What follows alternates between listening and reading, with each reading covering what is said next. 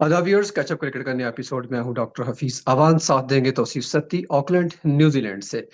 जी नाजरीन, वही Asia cup, वही जेशिया कप। बात फिर वही की वही आन पहुंची कि बारिश जीत रही है और जयशाह जीत रहे हैं। फिलहाल क्रिकेट हार रही है और मुसलसल हार रही है। अब एक एक दिन से दूसरे दिन पे बात चली गई। बाकी फ्रीक जो है वो नाराज भी हैं किसी हद तक कि श्रीलंका जो कि डिफेंडिंग चैंपियन भी है उसको रिजर्व डे नहीं मिला, लेकिन पाकिस्तान इंडिया की हाइप इतनी ज्यादा है कि उसको रिजर्व डे दे दिया गया, और वो भी फर्द वाहिद की ख्वाहिश पर।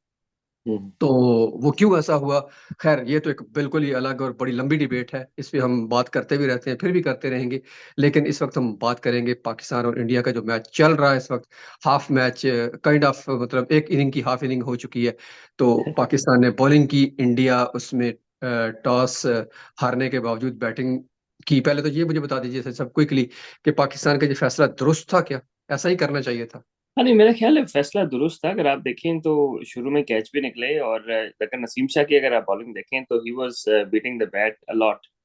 तो आई गेस कि अब एज लगने की बात है, एक दो लगे हैं, बचत हो गई। ये कैच ड्रॉप हो गया शाहिन शाह अफरीदी से और दूसरा एक स्लिप में से निकल गया। तो I think it was India को इन कंडीशंस में, आई थिंक वो that was Pakistan best chance. Probably जहाँ पे लेट डाउन हुए हैं वो शाहिन शाह अफरीदी ने लेट डाउन किया ना। क्योंकि अगर ही वाज हिमसेल्फ, क्योंकि नसीम ने बहुत अलग गेंद किए, पहले तीन चार ओवर तो बहुत ही अलग की।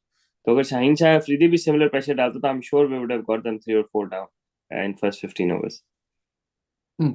अच्छा, शाहीन की दोबारा बात कर लेते हैं कि शाहीन मतलब अभी 2 दिन पहले जो मैच हुआ उसमें इतने ज्यादा इफेक्टिव थे, और यकदम उनको क्या हुआ? क्या कंडीशन इस तरह की थी, या शाहीन की बॉल में वो काट नहीं थी, या वो ओवर कॉन्फिडेंट हो गए? नहीं, अच्छा उसमें वो इवन बांग्लादेश के खिलाफ भी स्टार्ट उन्होंने इतना अच्छा नहीं लिया था, अगर आपको याद हो।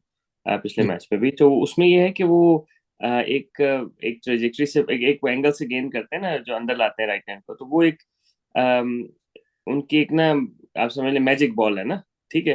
तो he was trying to bowl magic ball, but he was bowling along the deck. तो अलोंग द डेक में ये हो जाता है डॉक्टर साहब कि वो जिस तरह उसने सामने उठा के सीधा भी मार दिया ना उसको, जी। क्या कहते हैं, गिल ने। तो वो जब अलोंग द डेक आप बॉल कर रहे होते हैं ना, ये शॉटें लग जाती हैं। Naseem Shah into the deck ball कर रहा था, वो आगे से गेंद उसका राइज हो रहा था। तो शाहीन शाह अफरीदी गेंद छोड़ रहा था, मार नहीं रहा था ना। क्योंकि गेंद हम्म। मार मार के जो है वो फिर वहां से स्विंग करता। और सबसे जो बड़ी गलती उसने की है, अराउंड द विकेट आगे।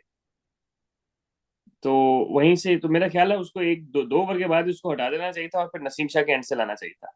अगर मैं अगर उसमें कुछ कहूँ, क्योंकि वो बिल्कुल अलोंग द डेक गेंद कर रहा था। और क्योंकि मार के करें ना आप तो स्विंग तो मिलने की बात की बात है, पहले आप आगे से बाउंस तो करें ना बॉल को। हम्म। तो वो बिल्कुल छोड़ छोड़ के गेंद कर रहा था। तो I think he was very below, he was under cook, I don't know, over confident थे शायद, कि वो समझ रहे थे कि वही मैजिक बॉल एक आध हो जाएगा।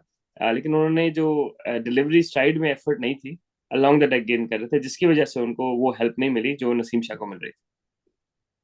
अच्छा, क्विकली थोड़ा सा मुझे ये भी समझा दीजिएगा कि मतलब मुझे इतनी क्रिकेट की समझ नहीं है। वो ये कि अलोंग द डेक और हार्ड इनटू डेक में क्या फर्क होता है? नाजरीन भी थोड़ा समझ लेंगे। और फिर राइट दूसरा, राइट। मेरी जो छोटी मोटी इतलात है उसके उसके मुताबिक ये है कि शाहीन को घुटने का प्रॉब्लम है, जिसकी वजह से वो अपना पूरा जोर, जो आप कह रहे हैं कि वो जोर नहीं लगा रहे थे, छोड़ रहे थे बॉल को। तो कहीं ऐसा तो नहीं कि वो इंजरी के साथ ही खेल रहे हो बगैर बताए? देखिए, एशिया कप कोई इतना बड़ा इवेंट तो है नहीं, वर्ल्ड का बहुत बड़ा इवेंट है। अगर उनको कोई निगल है तो उनको रेस्ट कराना चाहिए था। क्योंकि अनफिट बॉलर बेशक जितना भी बड़ा हो, अनफिट ही होता है ना।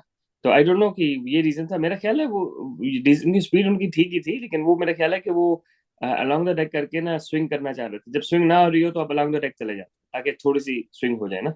लेकिन he was searching for wickets, which is not right.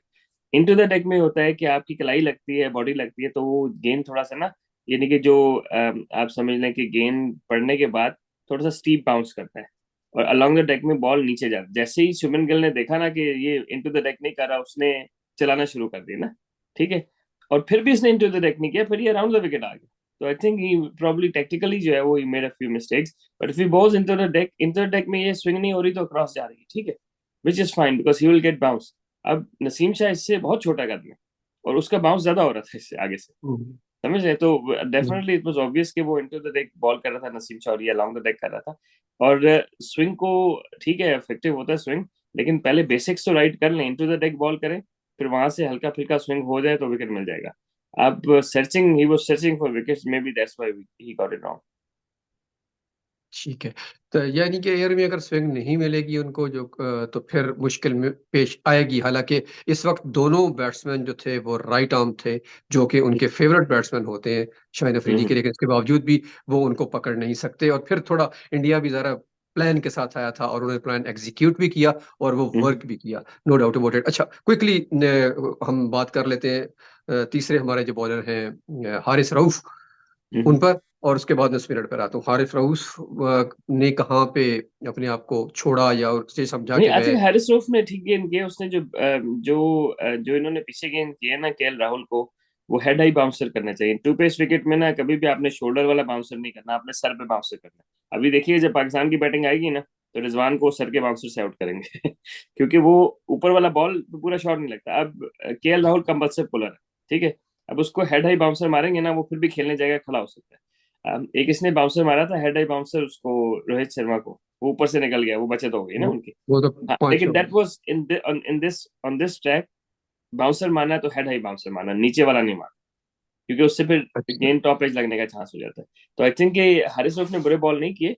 अगर आप वो इवन राना जो है वो अपना क्या कहते हैं, फहीम। फहीम अशरफ, उसने एक्चुअली स्टार्ट बड़ा अच्छा लिया। उसने उसने बुरे जी, बॉल नहीं किए।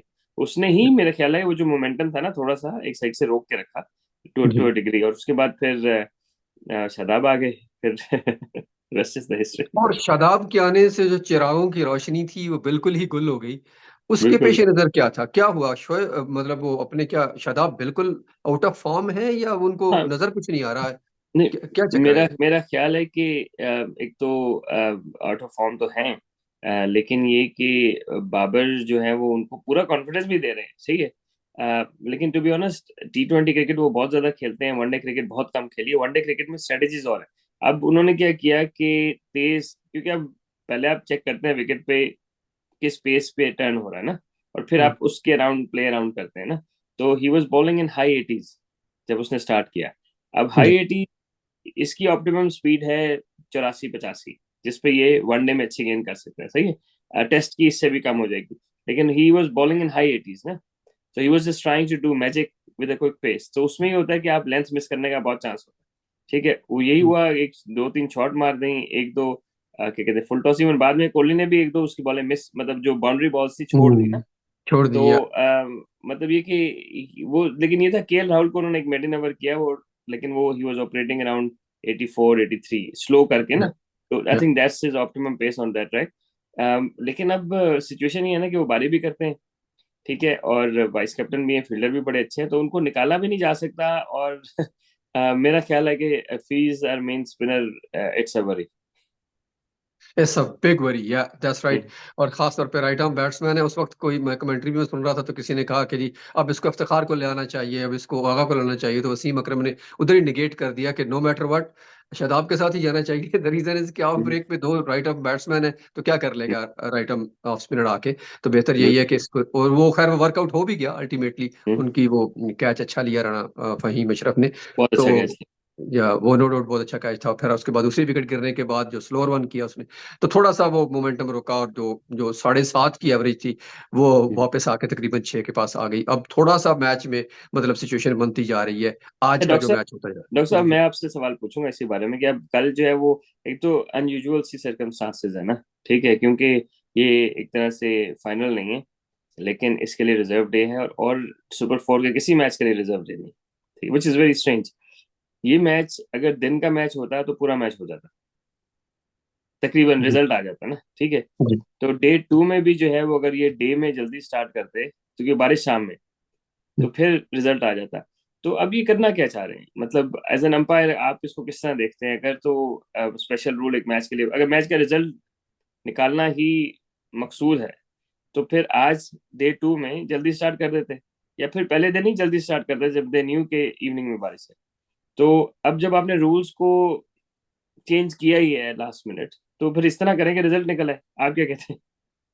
अच्छा, पहली बात तो ये है कि जैसे आपने कहा कि इसके लिए रिजल्ट की जरूरत ही नहीं थी, क्योंकि ये बिल्कुल पूल मैच है ना, सुपर फोर बिल्कुल। का पूल मैच है, जिसका एक सिंपल सा रूल है कि अगर मैच नहीं हो पाएगा या नो रिजल्ट होगा तो वो एक एक पॉइंट हो जाएगा। आगे चल जी के जी। वो पॉइंट क्या असरअंदाज होता है, कौन फाइनल में जाता है, दैट इज समथिंग एल्स। वो बिल्कुल। बाद के मैचों पर डिपेंड करता है। सो ये तो बिल्कुल ही यूजलेस प्रैक्टिस थी। मेरा नहीं ख्याल कि इसके किसी किसी एक बंदे ने या तो किसी के साथ जिद लगाई हुई है, या किसी एक बंदे ने किसी एक बंदे को खुश करना है। वो सही स्पॉन्सर को सही। खुश करना है, या बैटिंग वाले को खुश करना है, या किसी ने किसी को मुतमिन करना है कि उसने ये यकीनी बनाया हुआ कि मैच किसी न किसी तरीके से मैं 20 ओवर तक ले ही जाऊँगा। बेशक हो सकता है एक हम्म। और रिज़र्व डे कर दें। मुझे डाउट है इस पे कि क्योंकि इसमें कोई रूल की गुंजाइश नहीं है। जहाँ तक रूल की, अगर मेरे से बीइंग अंपायर आप पूछ रहे हैं, तो रूल-शूल कोई नहीं यहाँ पे प्रिवेल कर रहा। यहाँ सिर्फ़ अपनी ज़िद कर रही है, और या किसी हद तक अगर कह लें तो वो जो चाह रहे हैं, वो करना चाह रहे हैं, वो करके दिखा रहे हैं। बस इसके अलावा और कुछ नहीं कहा जा सकता। अच्छा डॉक्टर साहब, आज का जो दिन है नॉर्मली जो है ना वो आपको 8 घंटे होते हैं, सही, और एक आध घंटा फ्लेक्सिबिलिटी होती है वनडे मैच कराने के लिए, सही है। 8 घंटे में आपने मैच खत्म करना है, एक आध घंटा फ्लेक्सिबिलिटी होती है। अब 7.5 घंटे में मेरा मैच खत्म करना होता है। अब स्टोरी यहाँ पे ये है कि अब 24-25वां ओवर चल रहा था, तो टेक्निकली इंडिया की इनिंग्स 100 मोर मिनट्स, 1 आवर और 40 मिनट ये चलें आप, हाँ, एक 15 और 10, हाँ, एक एक घंटा और 40 मिनट, इनके 100 मिनट की गेम हो जाएगी, सही है। तो इंडिया की इनिंग्स 100 मिनट बाद खत्म हो जाएगी। तो अब उसके बाद इस पे क्या अप्लाई होगा, अगर अगर दोबारा बारिश हो जाती है, तो फिर पाकिस्तान ने 20 ओवर खेल लिए, फिर जो भी 20 ओवर पे आपका डकवर्थ न्यूवर्स ने कहा तो वही हो जाएगा इसी तरह। जी, बिल्कुल, अगर तो इंडिया अपनी इनिंग कंप्लीट कर लेता है, जहाँ भी अगर बारिश होने से पहले-पहले हो जाती है कंप्लीट तो भी ठीक है, अगर नहीं भी होती तो फ़र्ज़ करें 45 ओवर पे ख़त्म हो जाती है उनकी इनिंग, बारिश हो जाती है, तो उसके बाद फिर 45 पे उनकी इनिंग ख़त्म हो जाएगी, फ़र्ज़ कर लें, हम फ़र्ज़ कर रहे हैं, या जी जी। 50 पूरे भी हो जाएँ, फ़र्ज़ कर लें, पूरे हो जाते हैं, तो उसके बाद बारिश आती है, तो फिर पाकिस्तान वेट करेगा टिल के 20 ओवर का मैच पॉसिबल हो जाए। सही सही सही। ठीक है, बैटिंग के लिए 20 ओवर का पॉसिबल जब तक हो सकेगा, यानी कि 20 ओवर के आप कर लें कि उसके लिए कितना टाइम चाहिए आपको, रफली हम कर 80 लेते हैं मिनट्स, 80 मिनट्स, हाँ, 80 80 मिनट्स। मिनट्स। तो 8 मिनिमम जो कट आउट टाइम है मैच का, वहां से लेके 80 मिनट पहले तक, इतना इतना टाइम मिनिमम पाकिस्तान को चाहिए अपनी इनिंग कंप्लीट करने के लिए। अगर 80 मिनट से कम हो गया, 79 मिनट हो गए, तो मैच कॉल ऑफ हो जाएगा, वहीं पे बिल्कुल खत्म हो जाएगा। वही सही एक सही एक पॉइंट मिलेंगे जो पहले मिलने थे, लेकिन हमने सही। घुमा के एक एक पॉइंट लेने हैं। क्योंकि अब इंडिया दैट्स का कल फिर मैच है ना, उनका कल हाँ जी। श्रीलंका के साथ मैच है, तो वो मतलब 3 दिन लगातार खेलेंगे। टेक्निकली तो शायद 2 दिन ही खेलेंगे, लेकिन मतलब कल भी, आज भी, और आने वाले कल भी। तो कोई बात नहीं, डॉक्टर, पीएसएल के आईपीएल के 4-4 मैच लगातार होते हैं सर, तो नहीं लेकिन डॉक्टर साहब 50 ओवर के मैच में जरा आपकी जरा जान ज्यादा लगती है ना। डिफरेंस तो है। तो शायद हो सकता है उस मैच को आगे कर दें सर। ये हाँ, इस आपको वक़्त जो पता है नहीं। ना, जो प्लेइंग कंडीशंस और जो लॉज़ है, वो सिर्फ़ हम्म मोम की नाक है।